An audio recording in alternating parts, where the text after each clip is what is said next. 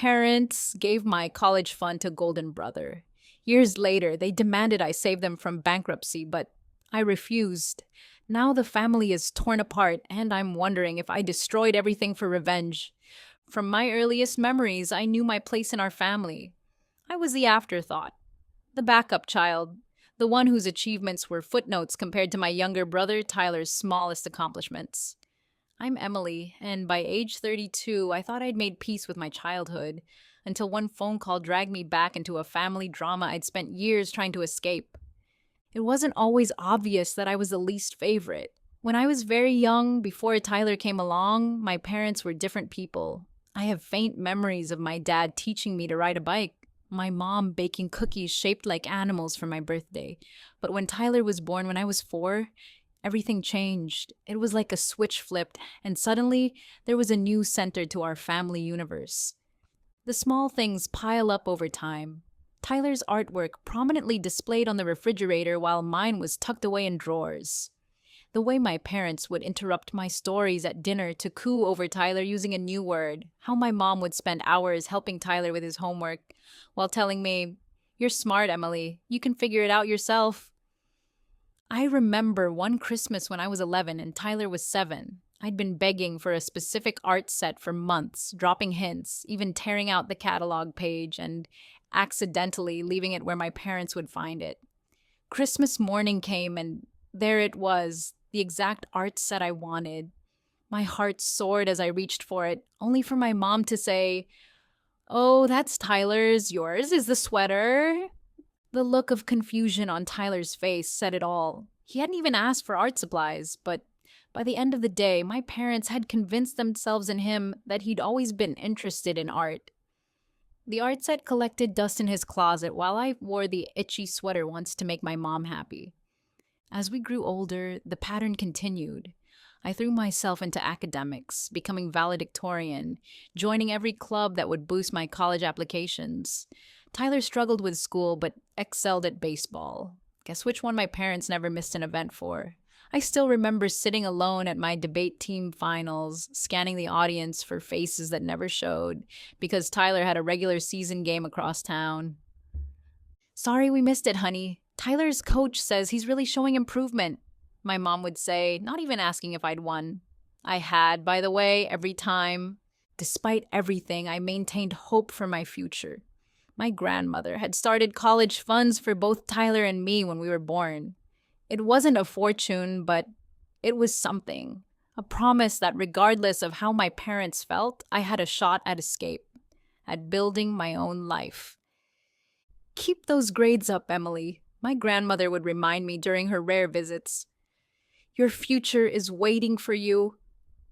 She died when I was 15, but I held on to her words like a lifeline. Senior year arrived and the acceptance letters started coming in. Harvard, Yale, Columbia, all with partial scholarships but none covering the full ride. When the MIT acceptance arrived, my absolute dream school, I was ecstatic. Their computer science program was legendary. This was my ticket out. I still remember that night, April 12th.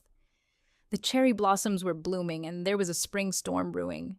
I ran home through a light drizzle, clutching my acceptance letter. "Mom, Dad, I got in! My T accepted me!" I burst through the door, soaking wet and breathless, my voice high with uncontainable excitement.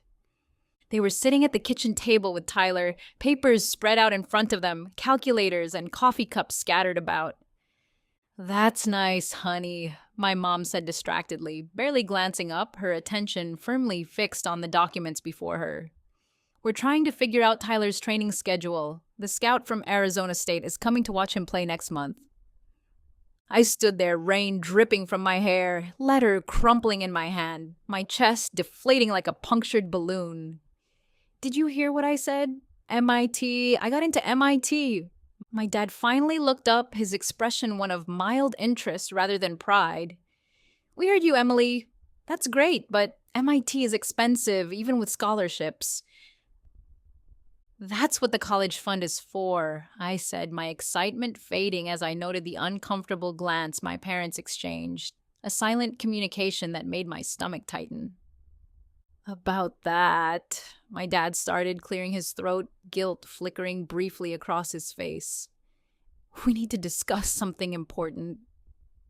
I sat down slowly, dread building in my stomach, my fingers still clutching the acceptance letter like a lifeline. Tyler's baseball career is at a crucial point, my mom explained, her voice taking on the animated quality she reserved exclusively for discussions about my brother. These elite training camps and private coaches aren't cheap, but they're investments in his future. What does that have to do with my college fund? I asked, but I already knew the answer, my voice small and hollow.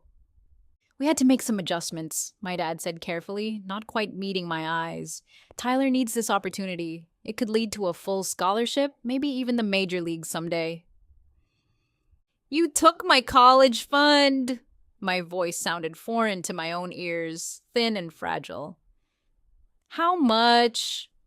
The silence stretched between us, thick and suffocating. All of it, Tyler finally said, not meeting my eyes, a hint of embarrassment in his otherwise nonchalant tone. And half of mine, too. I looked at him, then back at my parents. You spent all of my college fund on baseball camps? The money Grandma set aside for me? It's not like that, my mom insisted. We're investing in the future with the highest potential return. Tyler could go pro. That's job security for life. And what about my future? I whispered. You're smart, Emily, my dad said, as if that solved everything. You'll figure it out. There are loans, scholarships. You always do well without our help anyway. Those last words cut deeper than anything. You always do well without our help, because they'd never offered any. That night, I cried until I had no tears left. Then I got to work. I applied for every scholarship, grant, and student loan program I could find. I picked up extra shifts at my part-time job. I sold everything of value I owned. In the end, it wasn't enough. MIT was out of reach. I ended up at the State University, working 3 jobs to cover expenses. Meanwhile, Tyler's baseball career got the full backing of my parents. They drove him to tournaments across the country, bought the best equipment, hired personal trainers. Tyler did get a partial baseball scholarship to Arizona State. It lasted 1 semester before he tore his rotator cuff and lost it. He transferred to 3 different schools over the next 6 years, eventually graduating with a general studies degree and moving back home. I, on the other hand, graduated summa cum laude in computer science. The state school wasn't MIT, but I made the most of it. I landed an internship at a tech startup my junior year, impressing them enough to bring me on full-time after graduation. The hours were brutal, the pay mediocre at first, but I poured everything into that job. No family distractions, no relationships, just work. When the company developed a revolutionary AI integration platform, I was part of the core team. When we went public 3 years later, my stock options made me a millionaire. When we were acquired by one of the tech giants 2 years after that, I became wealthy beyond anything my family could imagine. Not that they knew. Our contact had dwindled to obligatory holiday phone calls and occasional emails. They knew I worked in computers, but I never corrected their assumption that I was some mid-level programmer. Tyler still lived at home at 28, working part-time at a sporting goods store. My parents were still supporting him, still believing in his potential, still waiting for their investment to pay off. Then came the call that changed everything. It was a stormy night, not unlike the one when I'd received my MIT acceptance letter 10 years earlier. My father's name flashed on my phone screen, the first time he'd called directly in over a year. Emily, he said, his voice lacking its usual confidence. I hope I'm not interrupting anything important. What's wrong, Dad? I asked, skipping the pleasantries. He sighed heavily. It's complicated. Your mother and we're in trouble. Financial trouble? I said nothing, waiting for him to continue. The house is in foreclosure, he admitted, shame creeping into his voice. We've got medical bills piling up since your mom's surgery and, well, we helped Tyler start a sports training business last year. It didn't work out. I'm sorry to hear that, I said, my voice deliberately neutral, masking the storm of emotions beneath the surface. The thing is, he continued, we've exhausted all our options. The bank is giving us 60 days. We're facing bankruptcy, possibly homelessness. The silence stretched between us. Emily, are you still there? He asked, panic rising in his voice. I'm here, I said. What exactly are you asking me for, Dad? He cleared his throat. Well, we know you've done well in your career. Your mother remembered reading something about your company being acquired. We thought perhaps, given the circumstances, you might be in a position to help family. Family! The word hit me like a slap. How much? I asked. When he told me the amount, $425,000, I nearly laughed. The irony wasn't lost on me. That was almost exactly what 4 years at MIT would have cost. Tuition, room, and board when I'd applied. I'll have to think about it, I said. Of course, my dad replied, relief evident in his voice. Take all the time you need, but the bank... I'll call you back within the week, I interrupted, then hung up. That night, I pulled out a memory box I kept buried in my closet. Inside was my MIT acceptance letter, now yellowed with age. There was also a small notebook where my grandmother had written down the amounts she'd deposited into our college funds. In neat handwriting, she'd recorded the same amount for both Tyler and me. 3 days later, I called my father back. I've made a decision, I said when he answered. Emily, he breathed, hope evident in his voice. Thank you for calling back. Your mother and I were just talking about... I'm not giving you the money, I said, cutting him off. Silence. Emily, please, just listen, he pleaded, desperation cracking his composure. No, Dad, this time you listen. When I needed you, when my future hung in the balance, you took the money my grandmother set aside for me and spent it on Tyler's baseball camps. You told me I was smart, that I'd figure it out on my own, and I did. I figured it out without any help from you or Mom. I worked 3 jobs. I took out loans that took years to repay. I missed out on my dream school. That was different, he protested. We were investing in Tyler's future. He had real potential. And I didn't? My voice cracked, raw with decades of hurt. Did you ever once think I had potential worth investing in? Did you ever wonder what I might have accomplished with even half the support you gave Tyler? That's not fair, he sputtered, anger beginning to replace his earlier desperation. No, what's not fair is calling me after 10 years of minimal contact to bail you out, I shot back, my words gaining strength with each syllable. What's not fair is spending my entire childhood making me feel like an afterthought and then suddenly remembering I exist when you need something. My father's voice turned cold. So, this is revenge, then? You're punishing us for old grievances? This isn't revenge, Dad, I replied, a strange calm settling over me. This is consequences. You made your choice years ago about where to put your resources. I'm making mine now. You'd let your own parents lose their home? He asked incredulously, his voice rising with disbelief. What about your brother? Tyler is 30 years old. Maybe it's time he figured things out on his own, like I had to. I took a deep breath. I'm sorry you're in this situation, but it's not my responsibility to fix it. I ended the call before he could respond. What followed was a tsunami of family drama. My mother left tearful voicemails about family loyalty. Tyler sent angry texts accusing me of being heartless. Aunts, uncles, and cousins I barely spoke to suddenly had strong opinions about my obligation to family. The final blow came in the form of a Facebook post from my mother, vague enough to avoid naming me directly, but clear enough that everyone in our circle knew who she meant. Heartbroken that someone who has been blessed with success would refuse to help the very people who raised them. True character shows when family is in need. #disappointment, #ungrateful child. The post received dozens of sympathetic comments, people expressing shock at such selfishness, offering prayers for my parents in their time of need. That's when I decided to respond. Not privately, not through intermediaries, but publicly. I had stayed silent for too long. I wrote a simple post tagging both my parents.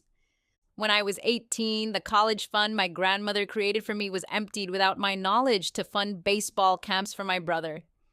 When I got into MIT, my dream school, I was told to figure it out on my own because I was smart. I worked 3 jobs through college while watching my brother fail out of 3 universities, all parent funded. I built my career with zero family support. Now, after years of minimal contact, I'm suddenly family again because money is needed. I did figure it out on my own. Perhaps it's time everyone else did the same. I attached a photo of my MIT acceptance letter and my grandmother's notebook showing the equal college funds she'd established. The fallout was nuclear. Family friends who had sympathized with my parents suddenly went silent. Relatives who had been pressuring me backed off. My inbox filled with messages from former classmates and distant cousins sharing similar stories of family favoritism. My parents' house went into foreclosure a month later. They moved into a small apartment, and Tyler had to find his own place for the first time in his life. I heard through the grapevine that he'd finally started working full-time. 6 months passed without contact. Then, on my birthday, a letter arrived. Not an email, not a text, but an actual handwritten letter from my mother. "Dear Emily," it began. "For the first time in my life, I'm writing without knowing what to say. The easy thing would be to apologize and ask for forgiveness, but I don't think either of us believes in easy anymore." She went on to acknowledge, truly acknowledge, the favoritism that had defined our family. How they had poured everything into Tyler while expecting me to thrive on scraps of attention. How they had justified it to themselves by pointing to my self-sufficiency, a quality I developed out of necessity, not nature. "We told ourselves we were doing what was best for both of you," she wrote. "Tyler needed more help, and you were so capable on your own. But the truth I finally faced is that we failed you. We didn't see your accomplishments because we weren't looking. We didn't celebrate your victories because we weren't there. We spent your future on Tyler's because we convinced ourselves his was the only one that mattered." "I'm not writing to ask for money," she continued. "I'm not writing to fix what's broken. Some things can't be fixed. I'm writing because losing our home, starting over at 62, watching Tyler finally grow up out of necessity, it's given me perspective I should have had years ago.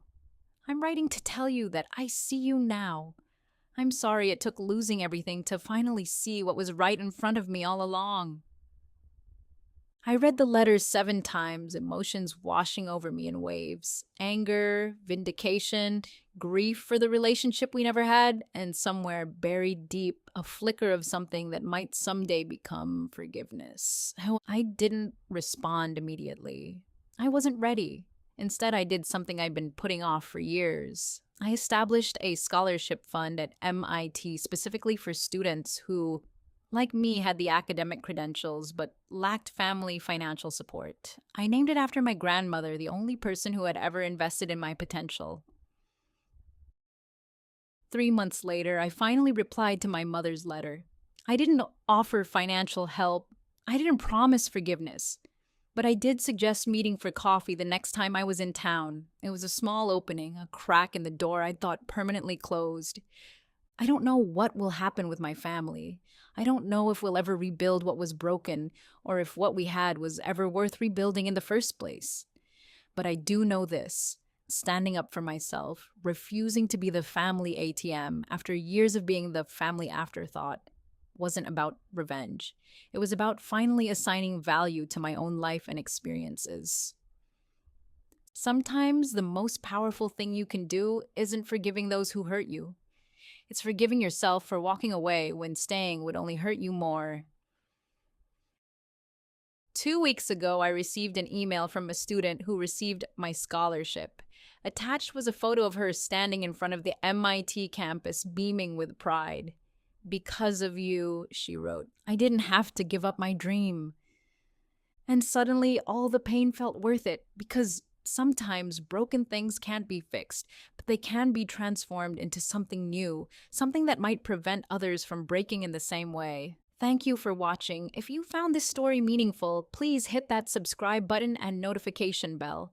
Your support helps us continue sharing these powerful family dramas that remind us we're not alone in our struggles. Leave a comment below with your thoughts. Would you have made the same choice as Emily?